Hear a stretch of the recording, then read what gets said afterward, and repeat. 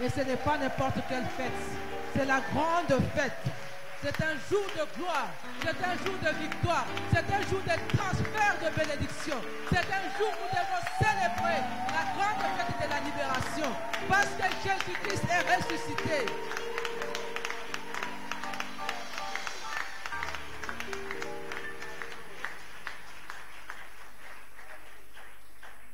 Amen. Bonne fête de Pâques. Jésus-Christ est ressuscité. Tous nos espoirs sont ressuscités. Jésus-Christ est ressuscité. Plus raison de pleurer. Parce que tout va ressusciter avec lui. Amen. Nous allons lire la parole de Dieu. Dans 1 Corinthiens chapitre 15, nous lirons à partir du 12e verset jusqu'au 19e verset. Mais à la maison, vous pouvez lire tous les chapitres. C'est vraiment très intéressant et très riche en enseignement et vraiment en bénédiction. Je vais lire au nom de Jésus. Or, si l'on prêche que Christ est ressuscité de mort, comment quelques-uns parmi vous disent-ils qu'il n'y a point de résurrection de mort? S'il n'y a point de résurrection de mort, Christ non plus n'est pas ressuscité. Et si Christ n'est pas ressuscité, notre prédication est vaine, et votre foi aussi est vaine. Il se trouve même que nous sommes de faux témoins à l'égard de Dieu, puisque nous avons témoigné contre Dieu qu'il a ressuscité Jésus, tandis qu'il ne l'aurait pas ressuscité. Si les morts ne ressuscitent point, car si les morts ne ressuscitent point, Christ non plus n'est pas ressuscité. Et si Christ n'est pas ressuscité, votre foi est vaine. Vous êtes encore dans vos péchés, et par conséquent aussi, ceux qui sont morts en Christ sont perdus. Si c'est dans cette vie seulement que nous espérons en Christ, nous sommes le plus malheureux de tous les hommes. Parole du Seigneur. Merci Seigneur pour ces jours de gloire, ces jours de victoire, ces jours d'espoir, ces jours de célébration, de commémoration. Nous nous confions en toi pour que la parole que tu nous donnes ce jour puisse trouver de la place, fortifier notre foi et nous donner encore de l'espoir et la joie de vivre et de marcher avec toi.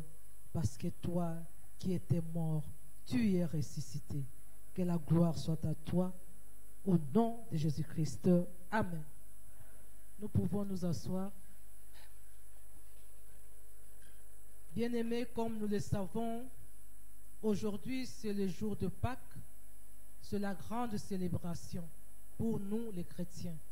Et nous voulons réfléchir autour de ce thème, le bénéfice de la résurrection de Jésus-Christ d'entre les morts. Qu'est-ce que nous gagnons? Qu'est-ce que sa résurrection implique pour nous? La Pâque, c'est la fête qui nous rappelle le fondement même sur lequel notre foi chrétienne est bâtie. Quand nous parlons de la mort et de la résurrection de Jésus-Christ, c'est ça qui fait la valeur de la fête de Pâques. On ne peut pas séparer la mort de Jésus de sa résurrection. Parce que sa vie sur la terre, son incarnation n'a de sens que par rapport à sa mort.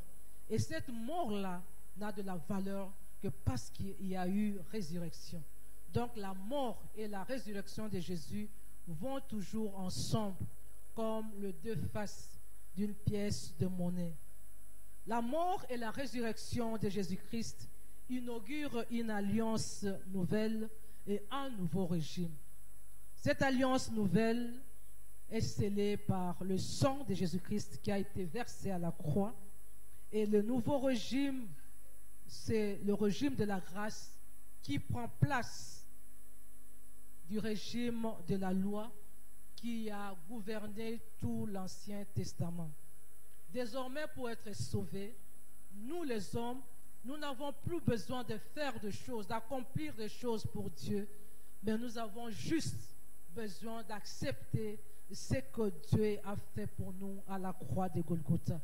Plus de sacrifices, plus de bêtes à nous remplacer, plus de bêtes pour prendre notre place, parce qu'il y a un sacrifice qui a été suprême, qui a été parfait, qui a été non renouvelable, c'est Jésus-Christ. Quand Jésus fut crucifié, en lisant dans Jean 19, verset 30, il a crié avant de mourir, tout est accompli, comme pour dire, tout a été payé. C'est pour dire que la mort de Jésus-Christ est le prix de rachat de nos âmes. Et sa résurrection, c'est la quittance qui atteste que le prix a été payé et que le sacrifice a été agréé par Dieu et la justice de Dieu a été satisfaite. Il n'y a rien qui pouvait enlever nos péchés. Il n'y a rien qui pouvait nous présenter pur devant Dieu si ce n'est le sang de l'agneau qui a été crucifié. Et c'est ça le prix de notre rachat. Et pour dire que cette œuvre a été parfaitement accomplie et que Dieu a été satisfait, Dieu l'a ressuscité d'entre les morts pour sceller cette résurrection comme signe qu'il a créé. C'est comme ça que nous disons que c'est la quittance qui atteste que le prix a été payé. Bien-aimé, la mort de Jésus-Christ n'a de sens, comme nous l'avons dit, que parce que Jésus-Christ est ressuscité. Si Jésus-Christ n'était pas ressuscité, il serait comme tous les autres fondateurs des religions qui sont morts et ils sont partis en sens unique, sans retour, sans possibilité de retour. Mais Jésus-Christ, notre Seigneur, notre Sauveur, est mort, mais il est ressuscité. Il est revenu à la vie parce que la terre ne pouvait pas le contenir. La mort ne pouvait pas le retenir. Il est sorti du tombeau vivant et vainqueur pour attester que lui, vraiment, il est différent des autres fondateurs de l'Église. Au IIe siècle, il y avait un homme qu'on appelait Cels. Cet homme-là, c'était un opposant de la foi chrétienne. Lui ne voulait pas croire à la foi chrétienne. Et il cherchait quelque chose qui pouvait toucher pour détruire la foi chrétienne. Après ces analyses, il est arrivé à une conclusion. Il a dit, la foi chrétienne repose sur la bénédiction, sur la résurrection. Et la résurrection de Jésus-Christ, comme il a dit, c'est le nerf vital de la foi chrétienne. Lorsqu'on touche à la résurrection de Jésus-Christ, la foi chrétienne est paralysée. C'est comme pour dire que si Jésus-Christ n'était pas ressuscité, c'est ce que Paul est en train de démontrer dans ce chapitre, que notre foi serait vaine et il n'y aurait même pas espoir du salut pour nous. Nous serions comme les autres adeptes des religions dont les fondateurs sont morts et enterrés pour toujours. Bien-aimés, nous avons lu ces chapitres. Quand l'apôtre Paul démontre ou donne la valeur de la résurrection de Jésus-Christ, c'est parce qu'il y a eu un groupe de personnes dans l'église de Corinthe qui ne voulaient pas croire à la résurrection des morts. Pour eux, le fait d'avoir cru à l'évangile, c'était suffisant. L'autre message de la résurrection n'avait pas de sens. C'est comme ça que Paul va démontrer que sans la résurrection, même cette foi-là, cet évangile-là que vous avez cru, n'aurait pas de sens. C'est ainsi qu'aujourd'hui, nous voulons réfléchir autour de deux grandes questions, dont la première, pourquoi Jésus-Christ devait-il nécessairement ressusciter? Et la deuxième question, quelles sont les conséquences de cette résurrection pour nous? Première question, pourquoi Jésus devait-il nécessairement ressusciter? Bien aimé, si nous parcourons la Bible, nous allons découvrir plusieurs raisons valables et dignes de confiance pour lesquelles Jésus devait ressusciter. Mais pour aujourd'hui, nous allons parler de 10 grandes raisons. La première raison, Pourquoi Jésus devait-il nécessairement ressusciter? C'est pour donner sens ou donner substance à la foi chrétienne. La résurrection de Jésus, c'est la pierre angulaire de la foi chrétienne. C'est ce qui soutient le fondement même de notre foi. Parce que sans la résurrection, comme l'apôtre Paul est en train de le démontrer dans ses chapitres, sans la résurrection de Jésus, notre prédication serait vaine. Sans la résurrection de Jésus-Christ, notre foi est vaine. Sans la résurrection de Jésus-Christ, notre témoignage est inutile. Sans la résurrection de Jésus-Christ, notre espérance est nulle. Sans la résurrection de Jésus-Christ, notre salut est inutile. Notre salut est même impossible. Il n'y a pas de salut. C'est pourquoi l'apôtre Paul, dans Romains 10, à partir du verset 9, il dit ceci. Si tu confesses de ta bouche le Seigneur Jésus, et si tu crois dans ton cœur que Dieu l'a ressuscité des morts, tu seras sauvé. Car c'est en croyant du cœur qu'on parvient à la justice, et c'est en confessant de la bouche qu'on parvient au salut, selon ce que l'Écriture déclare. Quiconque croit en lui ne sera point confus. Alléluia. Il n'y a de salut qu'en Jésus-Christ, en sa mort et en sa résurrection.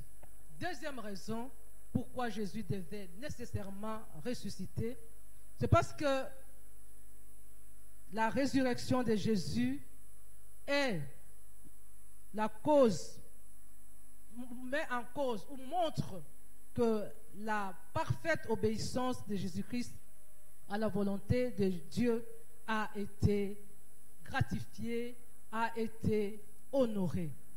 Jésus-Christ a vécu sur la terre. Il a dit, ma nourriture, c'est de faire la volonté de Dieu. Et il a fait cette volonté jusqu'à la mort. Avant de mourir, il a même dit, Père, si c'était possible, que tu écartes de moi cette croix. Mais à la fin, il dit, pas ma volonté, mais c'est ta volonté. Il a obéi jusqu'à accepter la mort de la croix. C'est pourquoi dans Philippiens 2, à partir du verset 5 jusqu'au verset 11, la Bible dit que Jésus-Christ n'a pas regardé d'être égal à Dieu comme une concurrence. Il n'a pas élevé sa divinité. Le fait d'avoir quitté le trône, il s'est humilié. Il a pris la forme d'un homme. Il a même pris la forme d'un serviteur. Il a accepté une mort honteuse, la mort de la croix, la mort de malfaiteurs, la mort des brigands. C'est pourquoi aussi, parce qu'il a accepté cette obéissance-là jusqu'à la mort, Dieu l'a souverainement élevé et lui a donné le nom qui est au-dessus de tout nom, afin qu'au nom de Jésus, tout genou fléchisse dans les cieux, sur la terre et sous la terre, et que toute langue confesse que Jésus-Christ est Seigneur. Oui, bien-aimé, l'obéissance de Jésus-Christ a payé. Après avoir été humilié, après avoir été rabaissé, après s'être renoncé à lui-même, Jésus-Christ a été souverainement élevé et aujourd'hui, il est le Seigneur. À la gloire de Dieu le Père, il est là, il règne, il trône, là où personne ne peut le détrôner, là où personne ne peut le remplacer. Il est Dieu, il est Seigneur. Troisième raison, pourquoi Jésus-Christ devait nécessairement ressusciter. Bien-aimé, Dieu a ressuscité Jésus-Christ d'entre les morts pour attester la divinité de Jésus. Quand nous lisons dans Romains, au premier chapitre, verset 4, la Bible déclare que Jésus-Christ a été déclaré Fils de Dieu avec puissance selon l'esprit de sainteté par sa résurrection d'entre les morts. Et Colossiens 1, 19 nous dit, en Jésus-Christ habite toute la plénitude de la divinité. Donc la résurrection de Jésus-Christ atteste qu'il est vraiment Dieu. Parce que tous les hommes, même ceux-là qui étaient ressuscités à un certain moment, même ceux que Jésus a ressuscités, Jésus-Christ a ressuscité Lazare, Jésus-Christ a ressuscité les fils de la veuve. Et il y a eu des hommes qui étaient ressuscités dans l'Ancien Testament, mais ces hommes-là sont de nouveau morts et ils sont sous la terre. Mais Jésus-Christ est le seul qui est mort et revenu à la vie et il vit éternellement pour dire qu'il n'est pas seulement 100% homme, mais il est aussi 100% Dieu. Quatrième raison, pourquoi Jésus-Christ devait-il nécessairement ressusciter? Bien-aimé, Dieu a ressuscité Jésus-Christ d'entre les morts pour notre justification, comme le dit Romains au chapitre 4, verset 25. Jésus-Christ a été livré pour nos offenses et est ressuscité pour notre justification. C'est pour dire que nous étions des condamnés à mort. Chaque péché que nous commettions était enregistré quelque part. Il y avait un acte de condamnation qui subsistait contre nous pour que nous puissions payer le prix de notre péché, le prix de notre désobéissance à Dieu.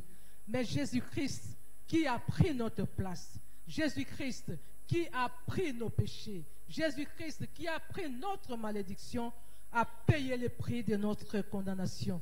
Ésaïe 53 dit, le châtiment qui nous donne la paix est tombé sur lui. Alléluia. Et c'est pourquoi l'apôtre Paul peut dire dans Romains 8 au chapitre 1 qu'il n'y a plus de condamnation pour ceux qui sont en Jésus-Christ. Nous sommes devenus non coupables. Notre casier judiciaire qui était chargé de nos péchés a été rendu vierge parce que tout a été effacé par le sang de Jésus-Christ. Même ces péchés-là que tu as commis en secret, en croyant à la mort et la résurrection de Jésus-Christ, tu es justifié et tu es acceptable devant Dieu. Parce que Dieu ne nous regarde plus par rapport à nos péchés, mais il nous regarde à travers l'œuvre de la croix. Il nous regarde à travers la mort et la résurrection de Jésus-Christ. Et nous sommes justifiés, nous sommes déclarés non coupables.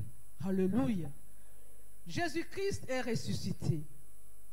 Dieu l'a ressuscité d'entre les morts pour approuver l'œuvre de la croix, pour approuver les sacrifices expiatoires de la croix, comme c'est dit dans Romains 1, verset 4, et dans Romains 4, verset 5, et aussi dans Hébreux 2, verset 14. Jésus-Christ nous a rendus propices au Père. Son sacrifice a été parfait. Son sacrifice a été complet et il n'y a plus rien à ajouter. Le sang de bête ne faisait que couvrir le péché, mais il n'y a que le sang de l'agneau immolé qui efface tout péché et nous présente à Dieu comme de saints. Par la mort et la résurrection de Christ, nous sommes devenus de saints. Sixième raison, Jésus-Christ est ressuscité pour garantir la résurrection des croyants et des païens et pour montrer qu'un jour, tout le monde ressuscitera. Oui, bien-aimés, la mort, ce n'est pas la fin de toutes choses. Parce que Jésus-Christ est ressuscité, lui qui est le premier en tout, il a donné une preuve que nous aussi, nous allons ressusciter. Même si aujourd'hui, nous pouvons mourir, un jour viendra, nous ressusciterons. C'est pourquoi il a dit à la sœur de Lazare que je suis la résurrection et la vie. Quiconque croit en moi ressuscitera. Alléluia. Et il a donné la preuve. Il a donné le pas. Il a montré l'exemple. Il est sorti du tombeau libre et vainqueur. Alléluia. Jésus-Christ est ressuscité. Septième raison, c'est pour attester que celui que Dieu a choisi pour juger tous les humains au jour qu'il a fixé, selon ce que la Bible nous dit dans Actes 17, versets 30 à 31. Je crois que nous pouvons lire ces passages parce que c'est un passage vraiment très, très, très encourageant, un passage très riche pour nous, un passage qui nous donne de l'espoir. Acte 17, versets 30 à 31, la Bible dit ceci. Dieu sans... Oui. Verset 30.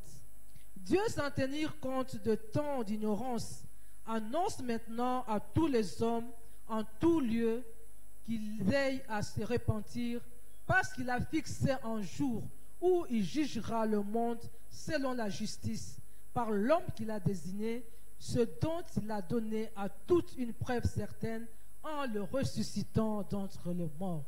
Bien-aimé, il y aura un juste juge. Il viendra et il jugera, riche ou pauvre, noir ou blanc, instruit ou pas, il jugera toute chair. C'est pourquoi, bien-aimés, ne vous inquiétez de rien. Même si aujourd'hui, vous ne pouvez pas aller en justice parce que vous n'avez pas d'argent, parce que vous n'avez personne pour vous écouter, vous faites face à quelqu'un qui est fort, à un homme puissant, à un homme élevé en dignité, qui peut t'écraser. Sache, bien-aimé, qu'un jour viendra, le jour viendra, où le jugement dernier, où ce jugement-là qui est incorruptible, où le jugement de celui qui ne peut pas être influencé, ne peut pas être manipulé, ne peut pas être intimidé, interviendra, et cela interviendra en faveur de juste. Celui qui est juste va vivre sa justice, et celui qui est coupable sera condamné. Jésus-Christ est ressuscité. 8e raison, c'est pour être prince et sauveur de tous ceux qui vont se repentir de leurs péchés et croire en lui. Comme la Bible nous dit dans Actes 5, verset 31. Jésus-Christ est maintenant et aujourd'hui le grand prêtre qui peut effacer tous les péchés de ceux qui se repentent. Hébreux chapitre 8, versets 1 à 4. Jésus-Christ est le Sauveur. Jésus-Christ est le Prince, le Seigneur. Et lui, il est le grand prêtre. Il efface tout péché. Tout celui qui se repent, tout celui qui accepte d'abandonner ses mauvaises voies, tout ceux qui acceptent d'abandonner ses mauvaises relations, tout ceux qui acceptent d'abandonner leur mauvaise vie. Bien-aimé, Jésus-Christ accorde le pardon. Jésus-Christ l'accepte dans sa présence. Jésus-Christ l'agrée et Jésus-Christ témoigne de lui auprès du Père. Et il a même fait de tous ceux qui vont l'accepter race de prêtres, de sacrificateurs. Alléluia. Pour que nous aussi, nous puissions être comme lui. 9e raison, Jésus-Christ est ressuscité pour accomplir ce qu'il avait annoncé. Il avait dit que si vous détruisez ce temple, je le rebâtirai dans 3 jours. Jean chapitre 2, versets 18 à 22. Il a aussi dit, de la même manière que Jonas est resté dans le ventre du poisson pendant 3 jours, de même le Fils de l'homme va rester pendant 3 jours et il reviendra à la vie. Il a accompli. Même les prophètes de l'Ancien Testament, parlant de Messie, ils parlaient toujours de sa mort et de sa résurrection, de ses souffrances et de la glorification par sa résurrection. Bien-aimé, Jésus-Christ est l'accomplissement de toutes les prophéties de la parole de Dieu. Parce qu'il est ressuscité, toutes les promesses de Dieu pour toi vont s'accomplir. Parce qu'il est fidèle. Toujours derrière sa parole pour l'accomplir. Ce qu'il dit, il les réalise. Parce que personne ne peut l'empêcher d'accomplir ce qu'il dit. 10e et dernière raison, Jésus-Christ est ressuscité pour justifier son innocence face à ses accusateurs et ceux qui l'ont condamné à tort. Bien-aimé, Jésus-Christ a été condamné à tort. Pilate qui le jugeait a dit, je ne vois pas de faute dans cet homme. Je ne vois pas pourquoi il doit mériter la mort. Mais par peur de perdre sa place, par peur de perdre tous les privilèges qu'il avait, il a dû céder à la pression de la foule. Mais en réalité, il n'y avait pas de motif valable pour le condamner. Et pour prouver qu'il était innocent, Jésus-Christ devait ressusciter. Alléluia. Deuxième partie, deuxième question. quelles sont les conséquences de cette résurrection? Parce que Jésus-Christ est ressuscité, il y a beaucoup de changements qui se sont opérés. Il y a beaucoup de transferts qui se sont opérés. Parce que la croix de Golgotha, c'est le plus grand autel où il y a eu des transactions spirituelles de haut niveau. Et cela, c'est grâce à la mort et à la résurrection de Jésus-Christ.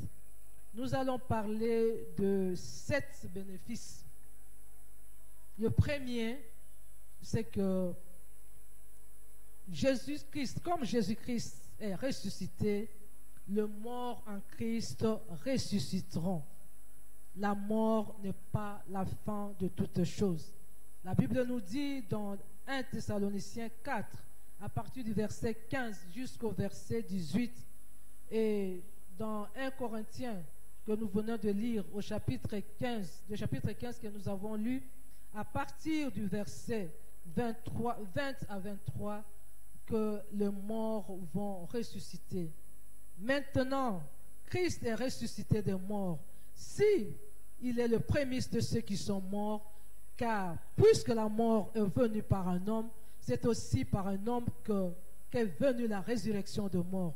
Et comme tous meurent en Adam, de même aussi tous reviendront à Christ, mais chacun en son rang. Christ comme prémisse, puis ceux qui appartiennent à Christ lors de son avènement. Donc la mort n'est pas la fin de toutes choses. La résurrection de Jésus-Christ, c'est le fondement de notre foi. Tous ceux qui se donnent la mort les font pour rien. Ils fuient les problèmes pour aller se reposer dans la mort, mais la mort n'est pas la fin de toutes choses. C'est pourquoi il y a une deuxième conséquence, une deuxième implication, c'est qu'il y aura un jugement dernier. Après la mort vient le jugement. La Bible dit, il est réservé aux hommes de mourir une seule fois, après quoi vient le jugement. Après la mort de quelqu'un, plus besoin de prier pour lui, plus besoin de messe de requiem, plus besoin de messe pour le pardon de ses péchés, plus besoin de demander la grâce de Dieu sur lui, parce que ce qu'il attend, c'est le jugement. Alors, on ne peut pas fuir le jugement, on ne peut pas fuir le peine de cette terre en se donnant la mort, parce que le jugement est là. Le jugement est là. Le jugement est là. Et tout le monde passera. Alléluia. Tout le monde passera. Surtout ceux qui n'ont pas accepté Jésus-Christ dans leur vie. Ils vont être jugés et condamnés à perpétuité pour l'éternité, pour la perdition éternelle, pour aller régner avec le diable dans le feu de la guerre qui ne s'éteint jamais. Bien-aimé, c'est le moment de changer de côté. Si tu ne veux pas aller brûler en enfer, c'est le moment, parce que le jugement viendra.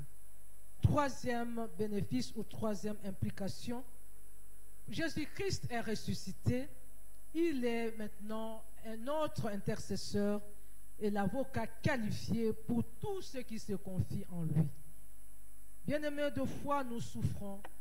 Nous avons des fardeaux. Nous cherchons avec qui partager ces fardeaux. Parfois, on partage à des amis, à des serviteurs de Dieu. Ils peuvent t'accompagner pendant un temps et eux aussi, on leur charge. Mais bien aimé, la bonne nouvelle, c'est qu'il y a un intercesseur au-dessus de tout. Et celui-là, c'est Jésus-Christ. La Bible nous dit qu'il est assis à la droite du Père et il intercède à notre faveur. Parce qu'il a été homme, il s'est fait homme.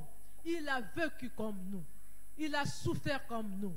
Il a connu la disette, il a connu la faim, il a connu la nudité, il a vu les gens malades, il a manqué de logement. Il avait même dit, les fils de où reposer sa tête. C'est comme ça qu'il est prêt et il est le meilleur pour comprendre par quelle souffrance tu passes. Quand tu n'as pas de maison, il sait ce que tu endures. Quand tu n'as pas la bonne santé, il sait c'est quoi. Quand tu as faim, quand tu manques de quoi manger, il comprend. Parce que lui, à cause de la faim, il a même maudit un figuier. Alléluia. Donc il peut te comprendre quand tu murmures. Quand tu as envie de faire quelque chose à cause de la faim, il te comprend. Et c'est pourquoi il est le meilleur intercesseur pour parler de toi à notre Dieu. Hébreux 7, versets 26 à 28, 1 Jean 2, versets 1 à 2. Il n'est pas seulement intercesseur, mais il est aussi notre avocat. La Bible dit qu'il est le seul médiateur entre nous et les hommes. Entre les hommes et Dieu, c'est Jésus-Christ. Il est notre avocat. C'est lui qui parle favorablement de nous. Parce qu'il a dit dans la Bible qu'il n'a pas honte de nous appeler frères. Parce qu'il a grandi, il est né dans la même condition que nous. Il a grandi dans la même condition que nous. Il a souffert comme nous. Il comprend bien ce que c'est que d'être un homme, ce que c'est que les souffrances, les problèmes de la race humaine, ce que c'est que le mauvais jugement. Lui-même, il a été accusé à tort. Personne n'est pour le défendre. C'est comme ça que lui est vraiment notre avocat. Il peut te défendre, même quand les autres ne te comprennent pas. Il peut te défendre, même quand on te salue à tort. Il peut te comprendre et il est là pour te défendre. C'est le seul qui défend la cause et qui le défend bien. Des fois, parmi nous, il y a des gens qui souffrent. Il y a des gens qui ont des problèmes, qui veulent aller dans les tribunaux, mais ils n'ont personne pour prendre leur cause. Ils n'ont pas de quoi payer un avocat. Oh, bien-aimé, laisse-moi te dire qu'il y a un avocat. Celui-là n'a pas besoin que tu lui payes des honoraires, mais lui-même a déjà tout payé avec son sang. Il est prêt à prendre ta cause, à te défendre, à prouver ton innocence. Ne te poumonne pas. Laisse-les dire ce qu'ils disent. Laisse-les faire ce qu'ils font. Laisse-les te condamner, te critiquer à tort.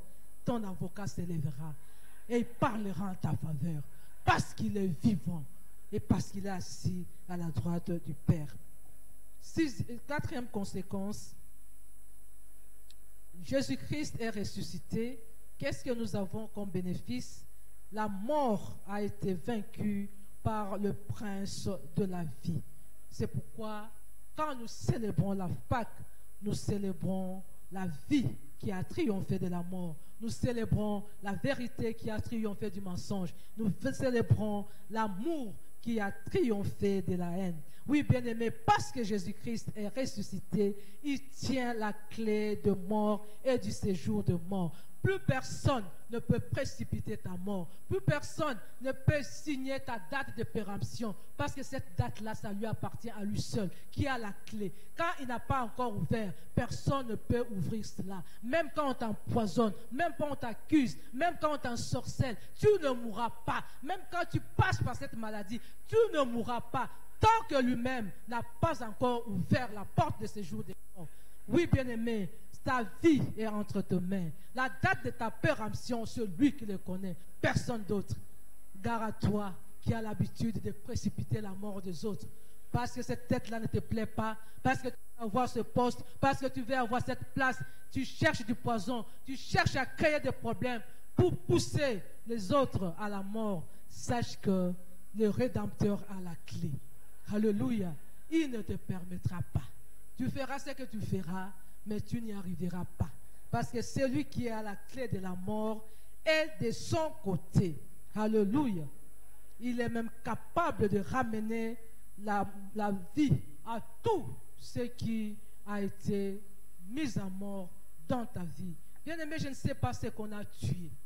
Ta réputation, tes espoirs, tes affaires, tes relations. Sache qu'avec la résurrection de Jésus-Christ, il est capable de tout ramener à la vie. Cinquième bénéfice, parce que Jésus-Christ est ressuscité, il y a une brèche qui a été ouverte sur le tombeau où les espoirs crucifiés et qui étaient ensevelis doivent revenir à la vie. Désormais, tout échec est provisoire. Un nouveau départ est possible avec Jésus-Christ. L'espoir est permis, mais le désespoir est interdit. Tu n'as pas à désespérer. Cette situation-là est provisoire. Cette situation-là est passagère.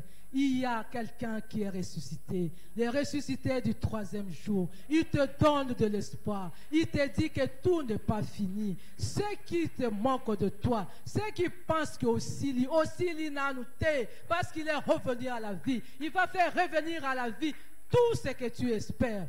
Alléluia. Jésus-Christ est vivant. Nous avons de l'espoir. Nous avons le besoin. Nous avons le besoin de encore espérer, de toujours et encore de planifier de grandes choses parce que tout n'est pas fini.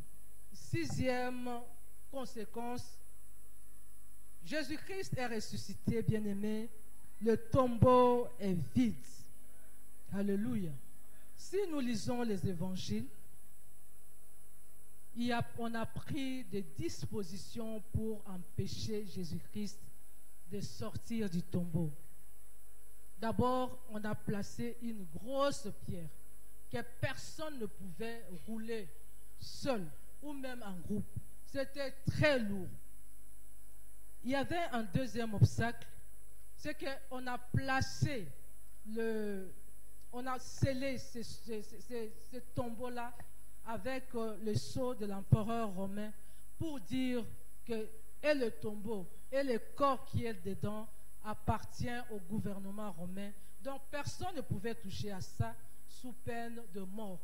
La propriété de l'empereur ne pouvait être touchée par qui que ce soit. Et troisième obstacle, c'était les gardes qu'on avait placés. Bien aimé, si vous lisez dans Matthieu 27, à partir du verset 62 jusqu'à 64, il y a eu un groupe de gens qui sont allés demander l'autorisation de mettre des gardes pour empêcher Jésus-Christ de sortir. Vous savez ce qu'ils ont dit? Ils ont dit que Jésus-Christ, ils ont appelé imposteur. Quand j'ai lu ces passages, ça m'a fait mal. Je me dis, à cause de moi, on a appelé le Sauveur, le Maître de l'univers, imposteur. Donc tout ce que Jésus-Christ faisait sur la terre, on a qualifié ça d'imposture. Ils ont dit, cette première imposture, c'est encore rien. Mais si on laisse que ses disciples viennent voler son corps et disent qu'il est ressuscité, cette deuxième imposteur, c'est vraiment le final des choses qui va nous mettre tout KO. Donc c'est dire que même ses ennemis ont reconnu que la résurrection de Jésus-Christ, c'était vraiment Zengamam. Alléluia. Alléluia. Ils ont mis des gardes. Ils ont mis des gardes. C'était le tombeau le mieux ou le plus sécurisé, où personne ne pouvait s'approcher. Mais malgré ces dispositions, bien-aimés, Jésus-Christ est ressuscité. Le tombeau est resté vide. Les anges étaient en mission. Et ils ont dit, pourquoi cherchez-vous parmi les morts celui-là qui est vivant? Oui, Dieu a déployé sa puissance. Dieu l'a ressuscité d'entre les morts. Et il l'a élevé au-dessus de toute autorité, de toute domination, de toute principauté, de tout nom qui peut se nommer, non seulement dans les siècles présents, mais même dans les siècles à venir. Et l'a mis comme chef suprême pour l'Église. Et ses ennemis sont devenus son marchepied. Vous pouvez lire ça dans les livres d'Éphésiens, l'épître aux Éphésiens au chapitre 2, à partir du verset 15 jusqu'au verset 20. Bien-aimé, je ne sais pas qui a bloqué tes chances. Je ne sais pas qui a bloqué ton avancement. Je ne sais pas qui t'a limité, qui a pris des précautions pour que tu n'ailles pas de l'avant, pour que tu ne te réjouisses pas, pour que tu ne fasses pas de grandes choses, pour que tu ne fasses pas de grandes réalisations. Ils ont pris des dispositions, ils ont parlé, ils ont signé que toi, tu ne sortiras pas de là. Oh bien-aimé, la bonne nouvelle de la résurrection de Jésus-Christ te donne de l'espoir parce que tu vas sortir. Personne ne peut bloquer un enfant de Dieu. Personne ne peut empêcher un enfant de Dieu d'aller de l'avant. Personne, tu n'as pas besoin de la permission de qui que ce soit pour avancer dans ce que tu fais. Tu n'as besoin de la permission de qui que ce soit pour aller de l'avant. Tu n'as pas besoin des réunions de famille. Tu n'as pas besoin qu'on te jette la salive sur la tête. Tu n'as pas besoin que les gens se réunissent pour parler en ta faveur parce que Jésus-Christ est ressuscité et toi aussi. Tu as tout espoir que tout en toi, tout pour toi va aller de l'avant. Tes ennemis vont s'étonner. Bako Sutuka, Bako Kamwa, par où il est sorti. La pierre que nous avons mise avec la signature de Bakoko, cette pierre-là, qui l'a déplacée? Moi, non, il y a Koti Wapi, Bako Kamwa. Ils vont te chercher là où on t'a placé dans le tombeau. Ils ne te trouveront pas. Parce que le tombeau de Jésus-Christ est resté vide. Là où on a mis ta maternité, ton mariage, les chances, les destinées, les étoiles des membres de ta famille, ils trouveront que c'est vide. Parce que Jésus-Christ est ressuscité. Il est vivant et pour les siècles des siècles. Personne ne peut bloquer un enfant de Dieu. Septième et dernière implication ou avantage bénéfice, c'est que Jésus-Christ est ressuscité. Parce que Jésus-Christ est ressuscité, Dieu fera pour toi les choses qui vont étonner et confondre tes ennemis. Toutes leurs limites, tous leurs blocages, tout ce qu'ils ont érigé comme obstacle pour t'empêcher d'aller loin, pour t'empêcher de voir clair, pour t'empêcher de réaliser des grandes choses, vont s'écrouler comme un château de cartes. Bako kamwayo, ye uyete, aleke li wapi, abime li wapi, nzela kote li wapi. Alléluia. Oui, bien-aimé, tes ennemis vont s'étonner. Les gens de ta famille, les sorciers, les géants, ces femmes-là, ces hommes-là, qui empêchent la progression des gens dans ta famille, ils vont s'étonner. Ceux qui t'ont empêché d'être élevés vont seulement te voir au-dessus d'eux et ils seront dans la confusion. Ceux qui t'ont empêché d'avoir les enfants vont seulement s'étonner et voir que comme maman passe. Ceux qui t'ont empêché de te marier vont seulement voir la carte d'invitation pour venir t'acclamer parce que célibat est coué. Ceux qui se réjouissaient de ton malheur vont crier pour dire, c'est quel Dieu qu'il prie. Oui, bien-aimé, le tombeau est vide. Le Seigneur Jésus-Christ est ressuscité. Ses ennemis étaient bouleversés. De même, tes ennemis aussi seront bouleversés. Ils vont te chercher là où t'ont mis. Ils ne te trouveront pas. Oui, bien-aimé, la résurrection, c'est la fête des transferts, des transactions spirituelles de haut niveau. Là où tu étais condamné, Jésus-Christ a porté la condamnation et il t'a donné sa libération. Là où ta vie était compliquée, Jésus-Christ le facilite. Là où il y a eu condamnation, Jésus-Christ a effacé l'acte dans les ordonnances qui te condamnaient et qui subsistaient contre toi. Par ton sang, il a effacé, il a déchiré et il a dit, à partir d'aujourd'hui, plus de réclamations sur toi, plus de condamnation contre toi, plus de limitations, plus d'échecs. C'est le règne de la grâce. Alléluia. C'est le règne de la réalisation des grandes choses.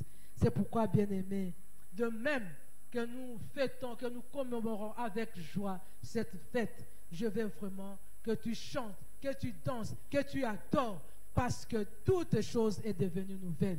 Jésus-Christ a transformé ta situation. Jésus-Christ t'a fait du bien. Jésus-Christ t'a apporté de bénédictions que le monde, que ta famille ne pouvait jamais te donner. Célèbre-le, réjouis-toi. Le jour de la résurrection de Jésus-Christ, c'est le jour de la résurrection de nos espoirs. Que Dieu te bénisse, que Dieu te fasse du bien, que Dieu ressuscite tes espoirs, que Dieu te donne toujours cette joie-là, cette force-là de le célébrer. Il est vivant, le tombeau est vide. Toi aussi, vis et réjouis-toi avec Jésus-Christ. Que Dieu bénisse sa parole.